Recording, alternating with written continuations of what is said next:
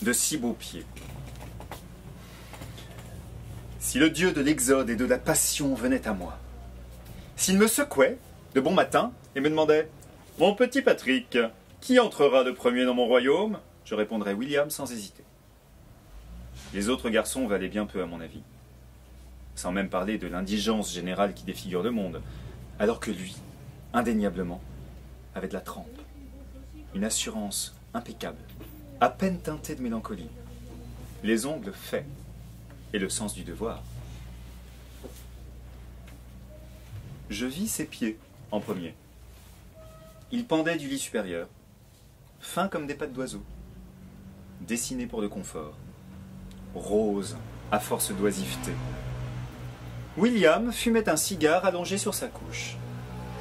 De jolies volutes bleutées à l'odeur de miel me réveillèrent le premier matin qu'il passa dans la pension de Madame Evans. Il prit encore le temps de tirer une bouffée, assis les jambes dans le vide, avec le rebord en bois qui devait lui rentrer dans les genoux. Puis il sauta au sol sans faire de bruit et s'en alla tourner son mégot en vrille sous le robinet du lavabo. Il revint vers moi les mains vides, après l'avoir jeté par la fenêtre, tout pur et pâle et rétif comme il a été jusqu'à la fin. On ne m'avait pas prévenu qu'un nouveau devait arriver dans la nuit. Les autres dormaient encore. Il inclina légèrement la tête en avant, bien qu'à peine, l'air de rien, pour se pencher vers mon lit, comme quelqu'un qui a deviné par terre une peau d'orange et hésite à la ramasser. C'est curieux d'ailleurs.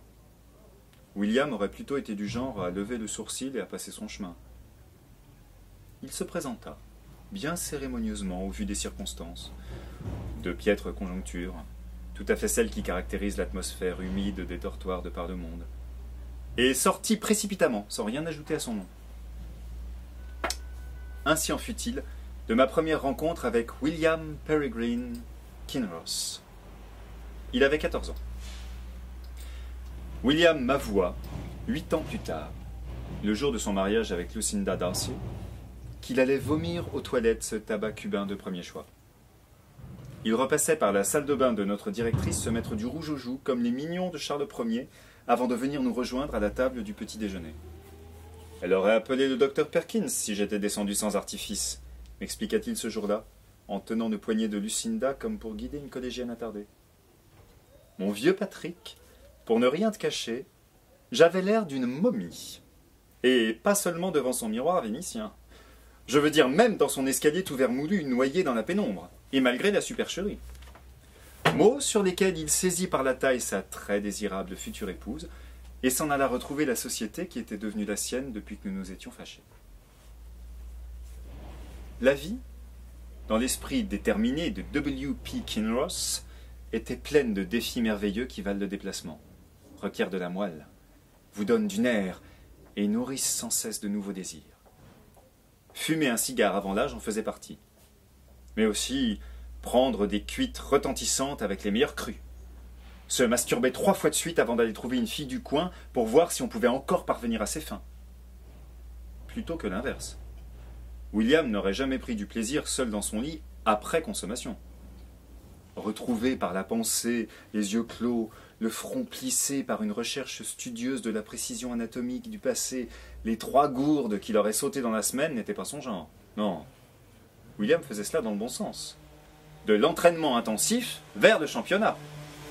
Notez à ce propos le mouvement ascendant, le désir de sortir de soi pour connaître le monde, de saisir la féminité après avoir satisfait un petit caprice de potache malchanceux. La privation n'était pas son genre, et pas plus l'introspection. Donc, oui, il lui suffisait de passer chaque étape avec méthode pour concevoir aussitôt la prochaine. Jamais William n'aurait pu être rattrapé par l'ennui. Il ne croyait à rien. Ni à Dieu, s'il est une idole, ni à l'argent, ou pas vraiment, si l'argent est un fétiche, et pas plus aux belles, qu'il aimait tout aussi facilement qu'elle l'abandonnait. Quoique, en rechignant, et dans les pires affres des amours de jeunesse contrariée, pour le punir en vain de son inconséquence de petit coq présomptueux, le soir, en pleurnichant devant leur coiffeuse. C'est confondant, et ma foi triste, d'avouer ces choses triviales aujourd'hui qu'il est parti. surtout si l'on considère la hauteur d'esprit manifestée dans l'histoire qu'il composa sous l'influence de Margaret Tweedledee à l'âge tendre et malhabile de 7 ans. Il s'agit en vérité d'une autobiographie, mais histoire est bien le mot que William avait choisi. History, dit la première page de son manuscrit. Et comme la majuscule est de son fait, je la reproduis telle qu'elle, pour la postérité quotidienne et la paix de toutes les âmes. Une histoire du genre vaste et généalogique, où l'on pourrait apprendre que la France revient, quoi qu'on en dise, au Plantagenet. Une épopée que William corrigea au fil des années dans le but de lui donner une forme présentable et définitive, en mentant sur son âge. Margaret était la maîtresse officielle de Sherry, sa tante maternelle. On faisait peu de cas de cette tante dans la famille de William. Sherry avait acquis très jeune une solide réputation dans le monde académique pour une thèse remarquée sur la psychologie animale, défendue cum laude à Balliol dans les années 90. William lui fut confié à la mort de ses parents. Sherry, lâchement oubliée par la fortune familiale, opiniâtre et pressée d'avoir raison sur tous les fronts, était accaparée par des manœuvres byzantines pour obtenir un poste. Ces intrigues débouchèrent sur une invitation à donner une série de conférences au tout nouveau département de sciences cognitives de l'Université de Floride à Tallahassee. Les manifestations faciales de la panique collective chez le lémurien mâle. La voie était libre. Margaret s'appropria William avant même que tante Chérine commençât à faire ses valises. Enfin, disons plutôt que Tantine fourra 2 pantalons usés et quelques t-shirts trop larges sur un tas d'épais dossiers jetés au fond d'un sac militaire. Elle posa un baiser dénué de toute sensualité sur le front de son infortuné neveu, et les quitta tous deux, pour Londres, sans tarder, 3 jours avant le départ de son avion, rongée par sa gloire soudaine, fébrile à l'idée qu'elle allait déjeuner avec un éditeur de sciences sociales avant de prendre le métro pour l'aéroport. Margaret revint légère et amoureuse de la gare de Reading où elle avait accompagné Sherry, et William tomba sans plus tarder sous le charme de sa chevelure dorée, relevée en un chignon flou, impressionniste et fantasque, de ses ongles coupés au carré sur les côtés, de son odeur de pain de savon, brute et sans manière. Margaret lui apprit à se lever tôt pour reconnaître le chant des oiseaux, à se laver sous les aisselles, à passer ses bretelles dans leur boutonnière le soir avant de plier son pantalon et à monter sans selle. Lorsqu'ils avaient passé leur matinée à chasser le faisan sauvage et à nager en caleçon dans l'eau froide et boueuse de l'étang, William et Margaret rentraient à la maison prendre un bain brûlant. 3 côtelettes aux érelles chacun, une sieste à 2 sur le vaste canapé du salon, tous deux bercés par les quatuors mélancoliques de Britten, et le monde des hommes s'ouvrait à William après celui de la nature. Ce qu'ils avaient peint, composé, goûté, dessiné, calculé et conjecturé, les traités qu'ils avaient signés, les guerres qu'ils avaient gagnées ou perdues, rien ne lui échappait. Mon William avalait tout sans compter, tellement sa soif d'apprendre était grande et la passion de Margaret pour son élève invincible.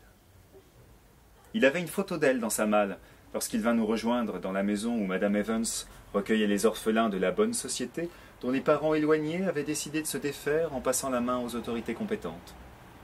Et cachée sous une pile de chemises Boring et Arundel monogrammées, cette autobiographie délirante conçue à un âge tout à fait improbable, la fameuse Histoire, écrite sous la forme d'une pièce de théâtre allégorique.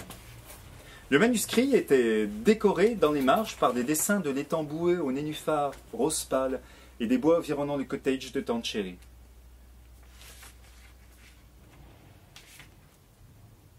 Passons. Le fait est que j'ai aimé William d'amitié au premier matin. Ses qualités réelles jouent un rôle négligeable dans cette histoire d'amour. À moins qu'on ne prenne soin de les considérer une à une et posément. Ma méthode pourtant est tout autre. L'ensemble, pris d'un bloc, sans sourciller, brouille les pistes, et c'est cette confusion charmante qui me plaît. S'il est vrai que William possédait fort peu de qualités positives, et que chacune, prise isolément, n'en est pour le coup que plus surprenante, on ne s'inquiétera pas trop de cette rareté. Il les avait lui-même triées dès le plus jeune âge pour ne conserver que le strict nécessaire. Et l'on ferait bien de réviser les manuels de psychologie de l'enfant à la lumière des découvertes qu'il exposa lui-même dans son écrit. Tout cela indique assez bien, je crois, qu'on l'appréciait entier ou pas du tout. L'idée qu'on aurait pu le corriger sur un petit point précis est absurde. D'autant plus que William se cachait pour être sage. Qui peut se vanter de l'avoir vu réviser sa géographie dans notre champ de luzerne? Bon, la fille du docteur Perkins, peut-être. Moi, très certainement, avant qu'il n'insistât pour y aller seul avec elle. Le commun des mortels pensait simplement qu'il ronflait en cours lorsqu'il ne se curait pas le nez. Et comme le commun des mortels n'a jamais autant tort que lorsqu'il est dans le vrai, William, loin de choisir un forfait aux dépens d'un autre, faisait les deux choses à la fois. Affalé sur son pupitre, l'index dans une narine pour se reposer de ses escapades nocturnes et éducatives avec mademoiselle Perkins. Elle sentait l'écurie. Et le dépucela dans l'herbe humide du parc une nuit assez fraîche de juin, sous le grand pommier où nous allions jouer petits. Enfin, disons, avant que les premières manifestations de l'âge adulte ne viennent abîmer ce qui nous restait encore de laiteux et de confituré. William m'avoua ce joli crime le lendemain matin. Il savait que je n'avais toujours pas succombé, que j'étais encore à attendre derrière la barrière qui sépare du monde des grands. Et comme j'affichais un air dépité qu'il prit par excès de zèle pour de la jalousie, il m'assura qu'il avait tenu à ce que cela se passât sous cet arbre-là, précisément, sur le lieu même de nos confidences, pour qu'il y eût une continuité symbolique entre la fin de notre enfance et le début de notre adolescence. « J'ai bien dit la nôtre, Patrick !» insista-t-il laconiquement pour bien se faire comprendre. Nous étions deux, et William aurait voulu que ce pommier fût à nous, le frêne du monde, la souche commune de jumeaux, que le verger du grand-père qu'il n'avait jamais vu mais savait toujours vivant l'accueillît, à côté des poiriers et du citronnier du jardin de Londres, dans la maison familiale de Green Park. Chéri lui avait parlé de ce lieu clos et inaccessible, entêtant et merveilleux comme un jardin biblique et oriental. William me sourit en regardant passer les nuages. Il me recommanda le savoir-faire de mademoiselle Perkins. « Sous le pommier, conclut-il avec un bel aplomb. N'accepte rien d'autre. » C'était chose faite 2 jours plus tard. 2. La fuite à Babington.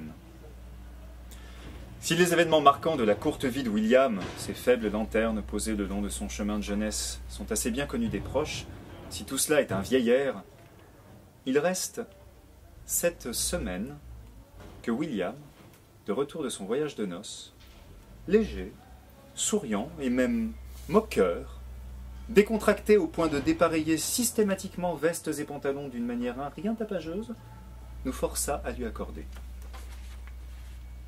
Il demanda d'un petit air mutin qu'on le laissât partir seul une semaine. Qu'on lui offrit, insista-t-il avec ce subjonctif lancé à nos visages incrédules comme un harpon venimeux de gentils poissons de rivière.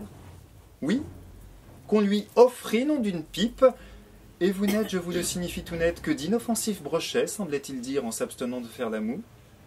Qu'on lui offrit enfin ce luxe de n'exiger aucune explication. Brochet nous fûmes. Il alluma le cigare qu'il était maintenant à même de savourer jusqu'au bout sans bleuir, et nous regarda chacun notre tour, Lucinda et moi, au fond des yeux.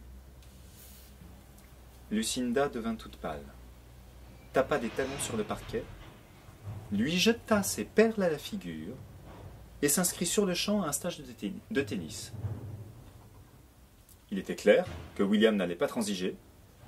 L'idée de rester à la maison au coin du feu apparut à Lucinda rien de moins qu'insupportable.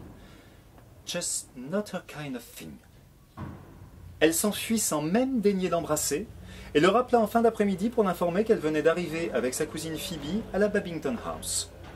Le temple raffiné de la relaxation, élu par la mode, la gentry branchée et les derniers fleurons de la City. Le dépliant de la saison 2000-2001 nous informe que les gels douches étaient parfumés à la violette biologique et vante la richesse fibreuse de ces éponges naturelles, d'authentiques Hippospongiae echinoae, pêchées au large des îles Kerkena par d'ambigus jeunes Tunisiens. Elle lui demandait pardon. « M'aimes-tu vraiment quand même ? Je veux dire, vraiment, vraiment, mon doux William ?» lançait-elle toute tremblante entre 2 descriptions du parc qu'elle voyait de sa chambre, agréablement fleuri de myosotis en pot, entouré d'une mousse vert foncé qui rappelait la fraîcheur des sous-bois. « I do », finit par répondre William sur un ton convaincu, et par ailleurs avec la plus grande franchise, pendant que l'âme soucieuse de Lucinda s'égarait dans le labyrinthe imprécis des boutons d'or de la pelouse. L'amour de William pour Lucinda était entier. Calculé, mais entier. Toute son attention, le temps de cette conversation téléphonique, se porta sur la voix de la nouvelle Madame Kinross, la qualité de son grain. Et il ne put s'empêcher de penser rêveusement à la fermeté qu'auraient gagné ses cuisses au terme d'une semaine de stage. Les lèvres de William s'entr'ouvrirent et dévoilèrent ses belles dents irrégulières. De petites rides rieuses et optimistes plissèrent spontanément le coin de ses yeux. Lucinda allait s'assouplir, faire des gommages, subir la pression du jet d'eau froide et revenir parfumée de bon air, sans nul doute impatiente que son jeune et vigoureux mari vérifie toute cette transformation par lui-même.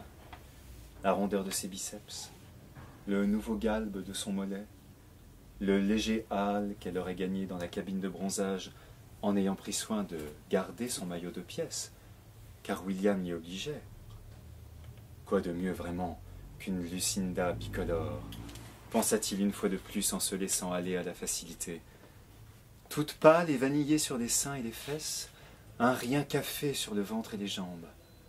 Et les soquettes garantissaient par avance des petons merveilleusement blancs, frais et crémeux comme un dessert maison. Il voyait déjà une ligne régulière et sans compromission se dessiner à la bordure de ses chevilles, aussi tendue que l'élastique du coton mélangé. Cela ne faisait plus aucun doute. Il fallait qu'il pense à lui demander de les garder aux pieds. Ils étaient là d'ailleurs, ses pieds, aussi faciles à attraper qu'un nounours, prêts à se laisser suçoter. Il l'aurait, pour un peu, pénétré par les talons.